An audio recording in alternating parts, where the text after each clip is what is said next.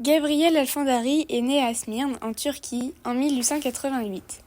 Sa famille fait partie de la communauté juive ayant fui l'Espagne au XVe siècle. Elle parle donc une langue judéo-espagnole, le ladino.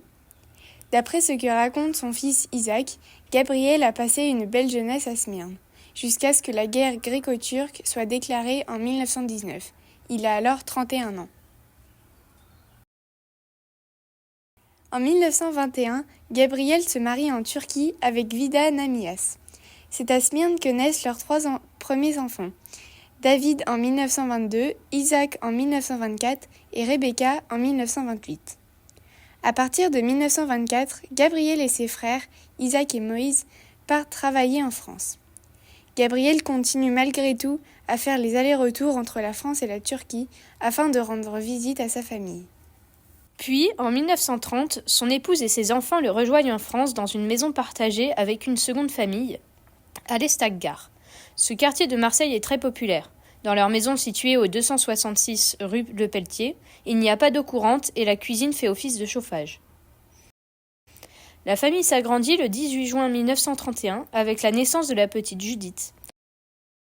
Les Alfandari obtiennent la nationalité française le 4 décembre 1933. D'après ce que nous a raconté Isaac lors de notre rencontre, Gabriel est un homme sobre, réservé, un mari fidèle, simple, très croyant. Il éprouvait un amour discret envers sa famille. Il était travailleur et se préoccupait de l'avenir de ses enfants. C'est pour cela qu'Isaac l'a qualifié de bourreau de travail. 1939, la guerre éclate. La France rend les armes en juin 1940. Les Alfandari, habitant dans la zone sud, subissent le régime de Vichy, ainsi qu'à partir du 11 novembre 1942, l'occupation allemande. Au début, le quotidien des Alfandari est peu touché. Gabriel continue de travailler en tant que marchand ambulant, en vendant à crédit aux ouvriers, et il peut circuler librement jusqu'au recensement rendu obligatoire par le deuxième statut des Juifs, le 2 juin 1941. Le 30 juillet, la famille Alfandari se fait recenser comme juive. Les conditions de vie se dégradent dès lors peu à peu.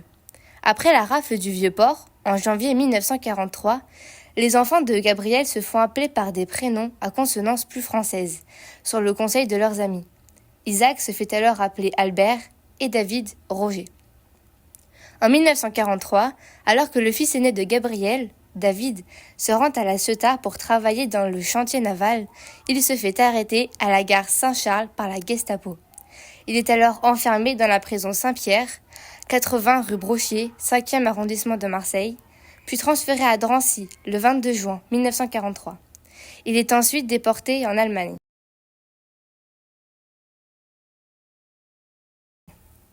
À partir de cette date, les Alfandari sombrent dans la peur de se faire arrêter. Ils quittent alors Marseille pour tenter de s'installer à Gréoux-les-Bains, mais ils y reviennent à cause des cartes d'alimentation à changer.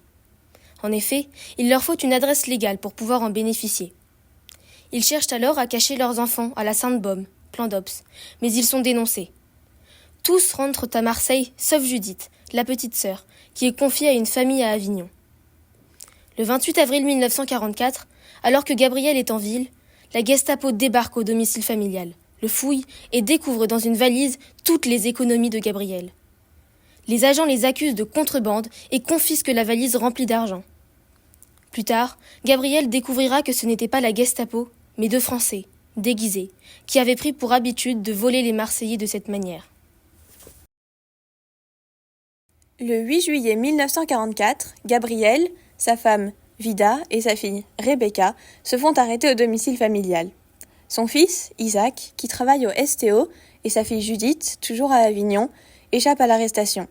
Si Rebecca et Vida auront la chance de faire partie du convoi libéré le 4 août 1944 par la résistance ardéchoise, le sort de Gabriel sera plus tragique. Il est d'abord interné au 425 rue Paradis, qui est le siège de la Gestapo de Marseille, puis au Baumette. Il est transféré à Drancy en juillet 1944, mais des doutes subsistent sur la date. Francis Reiss, sous la foi d'un serment prêté en novembre 1952, certifie avoir connu le même parcours que Gabriel, des Baumettes jusqu'à Auschwitz. Il affirme que Gabriel et lui-même y sont internés le 18 juillet. Or, le document émis par le ministère des Anciens Combattants et Victimes de la Guerre certifie en septembre 1952 qu'il y a été interné le 24 juillet 1944. Gabriel est ensuite déporté à Auschwitz-Birkenau en Pologne, le 31 juillet 1944 dans le convoi 77. Le témoignage de Francis Reiss se poursuit ainsi. Nous sommes arrivés à Auschwitz dans la nuit du 3 au 4 août 1944 et avons vécu dans la même baraque pendant plusieurs semaines, pendant lesquelles nous travaillions au même commando Strassenbau, c'est-à-dire la construction de routes. Monsieur Alfandari a ensuite été versé au commando de ravitaillement Frauenlager, du camp des femmes, dans le courant du mois de septembre 1944. Je n'ai plus de nouvelles de monsieur Alfandari à dater de ce moment-là. Gabriel serait décédé le 31 octobre 1944 lors des marches de la mort. Ces marches forcées dans lesquelles les SS évacuent dans des conditions épouvantables les déportés survivants des camps avant l'arrivée des Alliés.